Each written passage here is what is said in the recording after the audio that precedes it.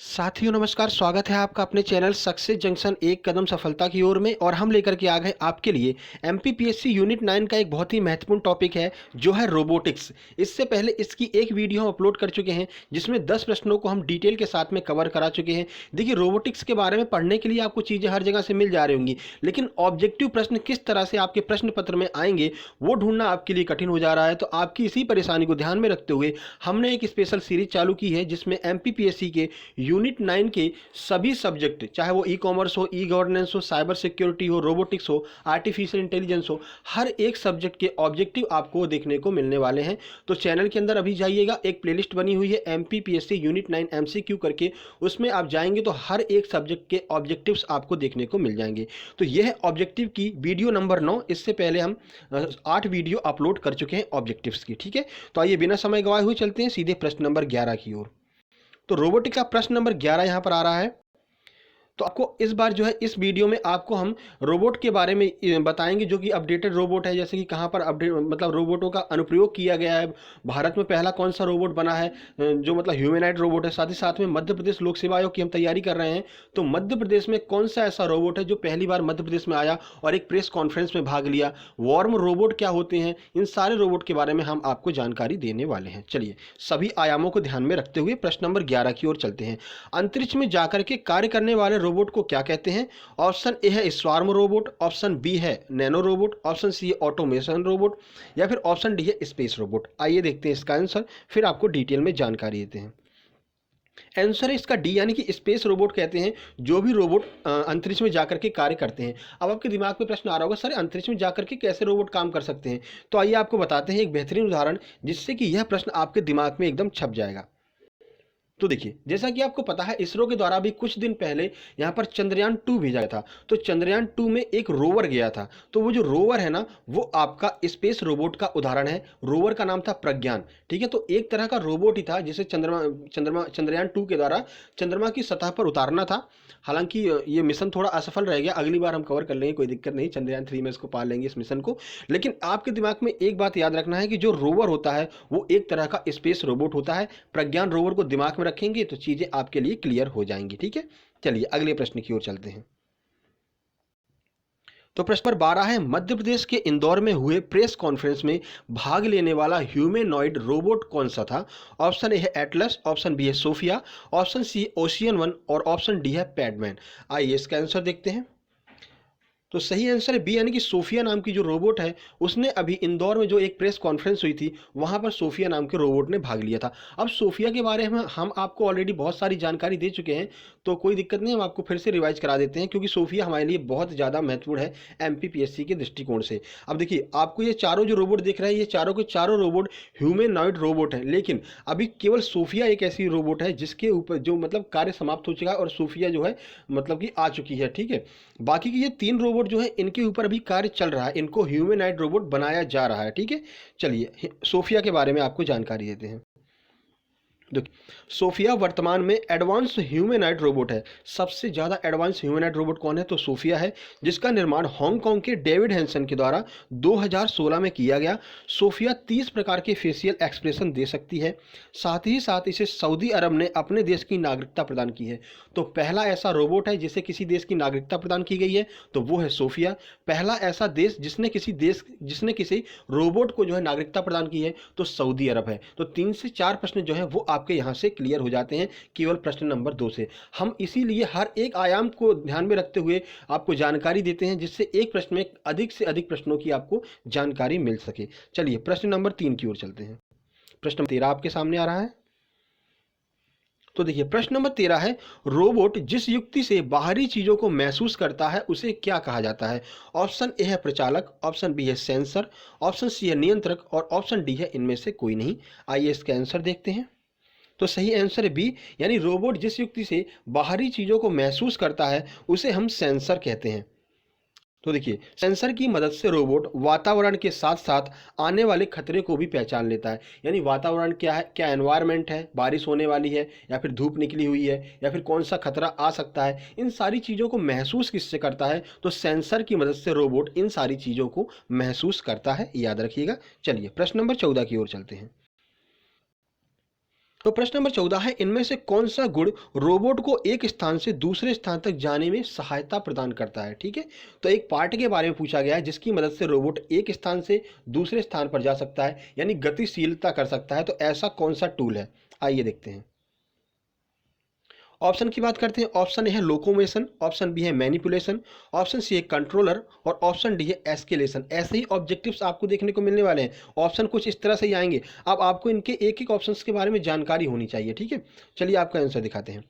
सही आंसर है ए, यानी कि लोको मोशन की वजह से जो रोबोट है वो एक स्थान से दूसरे स्थान तक जा सकता है। सर याद कैसे रखेंगे, तो देखिए लोको के लास्ट में मोशन लगा हुआ है और मोशन का अर्थ क्या होता है, एक स्थान से दूसरी ओर गति करना। तो यहाँ से आप फाइंड आउट कर सकते हैं लोको मोशन का अर्थ है जो रोबोट को एक स्थान से दूसरे स्थान तक जाने में गतिशीलता प्रदान करता है, सहायता प्रदान करता है।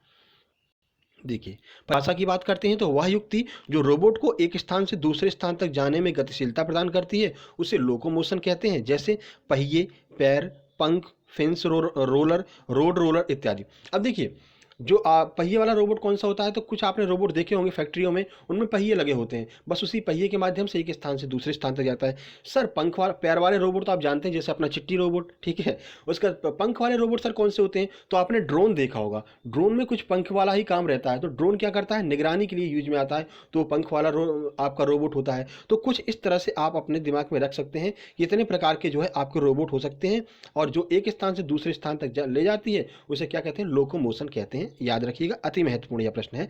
प्रश्न नंबर 15 की ओर चलते हैं।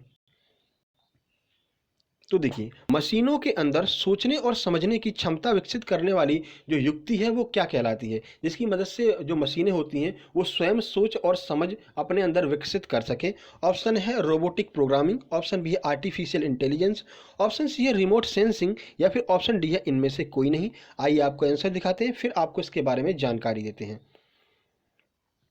सही आंसर है बी, यानी आर्टिफिशियल इंटेलिजेंस एक ऐसी युक्ति होती है जिसकी मदद से मशीनों के अंदर सोचने और समझने की क्षमता विकसित की जाती है। अब रोबोट के अंदर ये क्षमता अभी विकसित की जा रही है। पूरी तरह से आर्टिफिशियल इंटेलिजेंस पर आधारित रोबोट अभी नहीं बनाए गए हैं। जो आपकी सबसे एडवांस रोबोट सोफिया है उसमें भी अभी पूरी तरह से आर्टिफिशियल इंटेलिजेंस नहीं है, उसको भी थोड़ा बहुत गाइड करना पड़ता है। ठीक है, तो अभी इस पर कार्य किया जा रहा है। इसे रोबोट का कृत्रिम दिमाग कहते हैं। ठीक है, याद रखिएगा, आपसे सीधे प्रश्न पूछा जाएगा, रोबोट का कृत्रिम दिमाग इनमें से किसे कहते हैं। सही ऑप्शन होगा, सही आंसर आपका होगा आर्टिफिशियल इंटेलिजेंस को रोबोट का कृत्रिम दिमाग भी कहते हैं। अब कृत्रिम का मतलब समझ रहे हैं, जो मानव द्वारा निर्मित किया गया हो। जैसे गोविंद सागर झील है तो मानव द्वारा निर्मित की गई झील है, तो उसको क्या कहते हैं, कृत्रिम झील कहते हैं। इसी तरह से जो आपका रोबोट का आर्टिफिशियल इंटेलिजेंस होता है उसे कृत्रिम रोबोट का दिमाग कहते हैं। ठीक है, चलिए प्रश्न नंबर 16 की ओर चलते हैं। अगर चीज़ें आपको समझ में आ रही हो, वीडियो आपको पसंद आ रही हो, तो अभी लाइक के बटन पर प्रेस कर दीजिए, क्योंकि फिर बाद में आप लाइक करना भूल जाते हैं वीडियो को। और आप जितना लाइक करेंगे, शेयर करेंगे, उतना हमें अंदर से मोटिवेशन होगा और हम और चीज़ें बेहतर करने का प्रयास करेंगे और अच्छे अच्छे वीडियो आपके लिए लेकर के आने का प्रयास करेंगे। यूनिट 7 के भी वीडियो हम आपके लिए लेकर के आ रहे हैं। एक जो वीडियो है वो हमने ऑलरेडी अपलोड कर दिया है, उसकी भी अलग से एक प्लेलिस्ट बना दी गई है, वहाँ पर जाकर के आप यूनिट 7 के जो है ऑब्जेक्टिव्स भी लगा सकते हैं। ठीक है, देखिए दुनिया की हिंदी बोलने वाली पहली रोबोट कौन सी है, साथ ही साथ यह भारत की भी पहली रोबोट है। और भारत वाले जानते हो जुगाड़ हुए भाई, हाँ ठीक है, पहली बार में मंगल पर पहुंच गए। कोई भी देश ऐसा नहीं जो पहली बार मंगल पर पहुंच पाया हो, ठीक है, लेकिन मॉम मिशन के द्वारा पहली बार मंगल पर पहुंच गए। सबसे कम खर्चे में चंद्रयान 2 को लैंड कर दिया भाई, समझ लो। तो वही चीज़ यहाँ पर देखने को मिली है।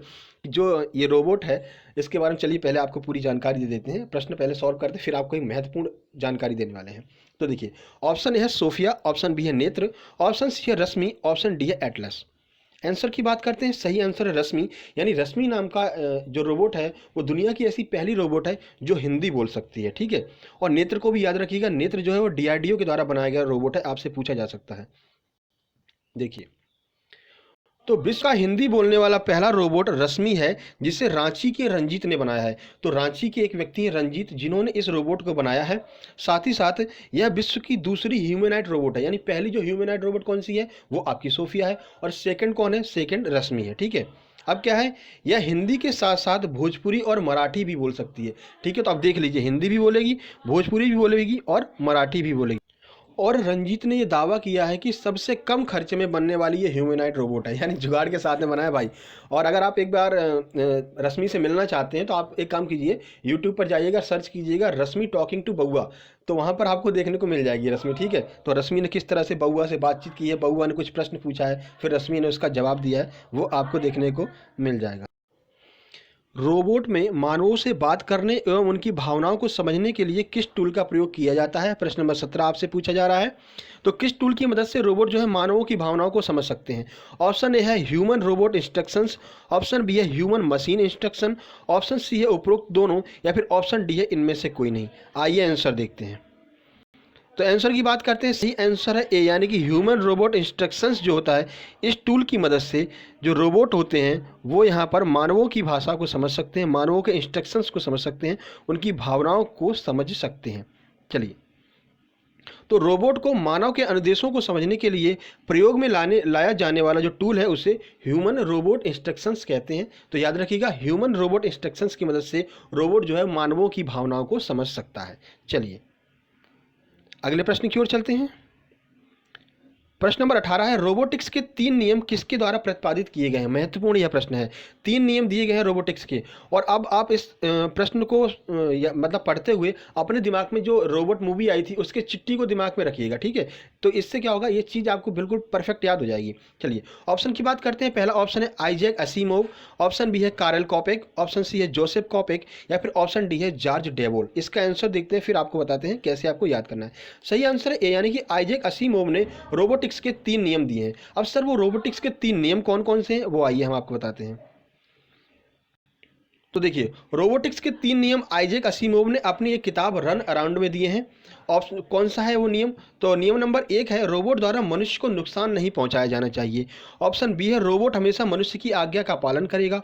ऑप्शन 3 है, यदि प्रथम 2 नियम भंग होते हैं तो उसे अपना अस्तित्व समाप्त कर लेना चाहिए। ये 3 नियम जो है आइजैक असीमोव ने दिए हैं, जिन्होंने रोबोटिक्स को बनाया है। अब देखिए, चिट्ठी को दिमाग में रखिए, चिट्ठी को किस लिए बनाया गया था? मानवों के अच्छे कार्य के लिए बनाया गया था। लेकिन जब उसमें मतलब कि बाद में उसको मतलब दूषित कर दिया जाता है तो क्या करता है चिट्ठी? तो वो जो रोबोट होता है वो मनुष्यों को नुकसान पहुंचाता है, तो पहले नियम का उल्लंघन करता है। फिर वो मनुष्यों की आज्ञा का पालन नहीं करता है, यानी कि जो रजनीकांत है उनकी आज्ञा का पालन नहीं करता है, तो दूसरा नियम उल्लंघन करता है। और इसी वजह से अंत में क्या होता है कि चिट्ठी अपने आप को डिसेबल कर लेता है, अपने आप को समाप्त कर देता है तीसरे नियम का पालन करते हुए। तो इस तरह से आप तीनों नियम याद रख सकते हैं, और मेंस में अगर लिखने के लिए आ जाए तो बड़ी आसानी से सरल भाषा में इस प्रश्न को लिख सकते हैं। अति लघुत्तरीय प्रश्नों के रूप में 3 नंबर में आप मेंस में इस प्रश्न को लिख सकते हैं। इसलिए अधिक से अधिक जानकारी हम आपको प्रोवाइड कराते हैं कि प्री के साथ साथ में आपकी मेंस के 3 नंबर के कम से कम प्रश्नों की भी यहाँ पर क्लियर होते चलें, ठीक है। चलिए अगले प्रश्न की ओर चलते हैं। प्रश्न नंबर 19 है, अलग अलग कई रोबोट जब परस्पर तालमेल के साथ कोई कार्य करते हैं तो उन रोबोट को क्या कहा जाता है? ऑप्शन ए है नैनो रोबोट, ऑप्शन बी है स्वार्म रोबोट, ऑप्शन सी है ऑटोमेशन रोबोट, ऑप्शन डी है इनमें से कोई नहीं। आइए आंसर देखते हैं। तो सही आंसर है बी, यानी कि स्वार्म रोबोट कहते हैं जब कई सारे रोबोट मिल करके एक साथ एक मतलब समूह में कार्य करते हैं तो स्वार्म रोबोट कहलाते हैं वो। देखिए, तो देखो, स्वार्म रोबोट अक्सर इनका प्रयोग निगरानी के लिए किया जाता है। अब स्वार्म शब्द कहाँ से आया? तो जो पक्षियों का झुंड होता है, जब ये लोग उड़ते हैं, मधुमक्खियों का झुंड की बात करते हैं तो एक साथ में उड़ते हैं, ठीक है। तो इसी तरह के कुछ छोटे छोटे मधुमक्खियों के टाइप के ही रोबोट बनाए गए हैं। देखने में आपको लगेगा कि ये तो कहीं मधुमक्खियाँ जा रही, लेकिन वो रोबोट होते हैं। और इनका प्रयोग अक्सर कहाँ पर किया जाता है? तो निगरानी में किया जाता है। जैसे कि हमारी बीएसएफ की पोस्ट हुई, ठीक है, और जो भी बॉर्डर वाले एरिया होते हैं तो उन पर उस जगह पर जो है इन प्रकार के रोबोट्स को छोड़ दिया जाता है। देखने में लगता है मधुमक्खियाँ या फिर पक्षियों का झुंड जा रहा है, जबकि वो एक तरह के रोबोट होते हैं, ठीक है। तो उन्हें स्वार्म रोबोट कहते हैं। अब उम्मीद करते हैं आपको स्वार्म रोबोट की पूरी परिभाषा समझ में आ गई होगी। स्वार्म शब्द का मतलब है पक्षियों या फिर मधुमक्खियों का झुंड। तो छोटे छोटे जो झुंड में कार्य करने वाले रोबोट होते हैं उन्हें स्वार्म रोबोट कहते हैं। चलिए वीडियो को लाइक कर दीजिएगा भाई, इतनी मेहनत लगती है। प्रश्न नंबर 20 की ओर चलते हैं। तो प्रश्न नंबर 20 है, ऐसे रोबोट जो कुछ परिस्थितियों में स्वयं निर्णय लेकर के कार्य कर सकते हैं उन्हें क्या कहा जाता है? यानी कुछ परिस्थितियों में बात की जा रही है, हमेशा नहीं, कुछ परिस्थितियों में स्वयं निर्णय ले सकते हैं। अब देखिए यहाँ पर जो ऑप्शन आने वाला है और उसके बाद जो हम आंसर देने वाले हैं वो लड़कियों के लिए अति महत्वपूर्ण है, ठीक है। और उनको ये जान करके खुशी हो जाएगी कि एक मार्केट में ऐसा रोबोट भी आज आ चुका है जो झाड़ू पोछा भी कर सकता है भाई, ठीक है। आइए देखिए बताते हैं आपको। तो ऑप्शन ए है pre programming robot, option B है mobile spherical robot, option C autonomous robot और ऑप्शन डी है माइक्रो रोबोट। ठीक है। अब इनसे खुशी उन लोगों को भी होने वाली है कि जो लड़के जो है मतलब कि रेंट पर रह रहे हैं, रह करके तैयारी कर रहे हैं, उन्हें भी झाड़ू पोछा करना पड़ता है, ठीक है। और जो मतलब घर का झाड़ू पोछा जिन्हें भी करना पड़ता है, उनके लिए बड़ी खुशी की बात है। चलिए इसका आंसर देते हैं कि इसका आंसर क्या है। तो इसका आंसर की बात करते हैं, सी इसका सही आंसर है कि ऐसे रोबोट जो कि थोड़ी बहुत जो है मतलब कि अपनी बुद्धि का इस्तेमाल कर सकते हैं, उन्हें क्या कहते हैं, ऑटोनोमस रोबोट कहते हैं। आइए देखते हैं। तो आर्टिफिशियल आधारित ऐसे रोबोट जो कुछ परिस्थितियों में स्वयं निर्णय लेकर के कार्य कर सकते हैं, उन्हें ऑटोनोमस रोबोट कहते हैं। देखिए ऑटोमेटिक नहीं कह रहे हैं, ऑटोमेटिक का मतलब है कि सारी चीज़ें वो अपने हिसाब से ही करते हैं, अपने आप उनके दिमाग में आर्टिफिशियल इंटेलिजेंस फिट होता है और वो सारी चीज़ें कर सकते हैं। लेकिन ऑटोनोमस रोबोट एक ऐसे रोबोट होते हैं जो कुछ परिस्थितियों में कार्य करते हैं, एक बार उन्हें गाइड करना पड़ता है, उसके बाद फिर वो कार्य करते रहते हैं, ठीक है। तो रूम्बा वैक्यूम क्लीनर जो है वो इसका उदाहरण है। तो रूम्बा वैक्यूम क्लीनर के नाम से एक रोबोट आ चुका है मार्केट में, लगभग 15 से 25 हज़ार रुपए का है। तो वो क्या करता है, झाड़ू पोछा लगाता है भाई, ठीक है। कमरे में रख दीजिए और उससे टाइम सेट कर दीजिए और उसको इंस्ट्रक्शंस दे दीजिए, इतने टाइम में रूम साफ हो जाना चाहिए, तो आपको इतने टाइम में रूम साफ मिलेगा, ठीक है। तो वो कौन सा है, तो रूम्बा वैक्यूम क्लीनर इसका बिल्कुल सही उदाहरण है, ठीक है। अमेजन पर उपलब्ध भी है। जो बच्चे, जो लड़के लोग हैं या फिर लड़कियां हैं, कहीं पर रेंट पर रह रहे हैं, तैयारी कर रहे हैं एमपीपीएससी की और अपना समय बचाना चाहते हैं, रूम की सफाई नहीं करना चाहते हैं, या फिर आलसी टाइप के कुछ लड़के हैं, उनके लिए बहुत महत्वपूर्ण है और खुशी की बात है कि ऐसा रोबोट भी आ चुका है। चलिए, ये वीडियो आपको कैसा लगा जरूर बताइएगा, वीडियो को लाइक कर दीजिएगा, दोस्तों के पास शेयर कर दीजिएगा, चैनल को सब्सक्राइब कर लीजिएगा, जिससे कि ऐसी वीडियो आपके पास आती रहे। नोटिफिकेशन बेल ऑन कर लेंगे तो जैसे ही अपलोड करेंगे आपके पास तुरंत एक नोटिफिकेशन आ जाएगा और आप तुरंत की तुरंत उस वीडियो को देख सकते हैं, कहीं पर भी सर्च करने की आवश्यकता नहीं होगी। बाकी ये वीडियो जो है एमपीपीएससी यूनिट 9 के नाम से जो एमसीक्यू वाली सीरीज बनी है, जो प्लेलिस्ट बनी हुई है, उसमें जाने वाला है, तो वहाँ पर भी जाकर के आप देख सकते हैं। सारे के सारे एमपीपीएससी यूनिट 9 के वीडियो आप वहाँ पर देख सकते हैं ऑब्जेक्टिव फॉर्म में। और आज शाम को और जो आपका यूनिट 7 है उसकी भी एक ऑब्जेक्टिव की क्लास अपलोड होने वाली है, एक ऑलरेडी अपलोड हो चुकी है, ठीक है। तो जल्दी ही मिलते हैं एक नई वीडियो में, तब तक के लिए नमस्कार, धन्यवाद।